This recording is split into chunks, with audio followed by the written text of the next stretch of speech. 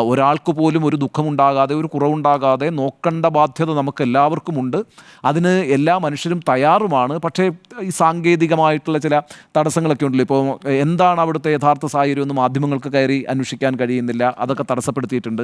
മറ്റാളുകൾക്ക് അങ്ങോട്ടേക്ക് കയറാൻ കഴിയുന്നില്ല. നിശ്ചയിക്കപ്പെട്ട വോളണ്ടിയർമാരാണ് ഈ ക്യാമ്പുകളിലൊക്കെ ഈ പ്രവർത്തനങ്ങൾ നടത്തിക്കൊണ്ടിരിക്കുന്നത്. അവരെത്രത്തോളം സഹാനുഭൂതിയുള്ളവരാണ്, സഹതാപമുള്ളവരാണ് എന്നൊക്കെയുള്ള പ്രശ്നങ്ങളുണ്ട്. ഏതായാലും അങ്ങനെ ഒരു മാനസികാവസ്ഥയിൽപ്പെട്ടിരിക്കുന്ന മനുഷ്യരെ എത്രയും പെട്ടെന്ന് ഈ ക്യാമ്പുകളിൽ നിന്ന് മാറ്റി വാടക വീടുകളിലേക്ക് പാർപ്പിക്കുക എന്നുള്ളതാണ് അടിയന്തരമായി ചെയ്യേണ്ടത്. അതായിരിക്കണം ഇനിയൊരു പ്രയോറിറ്റി എന്ന് ഞാൻ വിചാരിക്കുന്നു. തെരച്ചിലൊക്കെ സ്വാഭാവികമായിട്ടും നടന്നുകൊള്ളട്ടെ. പക്ഷേ നമ്മളുടെ ഒരു മുൻഗണന എന്ന് പറയുന്നത്, പ്രയോറിറ്റി എന്ന് പറയുന്നത് ഈ പറയുന്ന ക്യാമ്പുകളിൽ നിന്നുള്ള ആളുകളെ എത്രയും പെട്ടെന്ന് വാടക വീട്ടുകളിലേക്ക് മാറ്റുക. അതിനുശേഷം അവരെ നന്നായി പുനരധിവസിപ്പിക്കുക. അവരെ അവരുടെ എന്താ പറയുക, ആരോഗ്യത്തിലേക്കും മാനസികവും ശാരീരികവുമായ ആരോഗ്യത്തിലേക്ക് എത്തിക്കുക.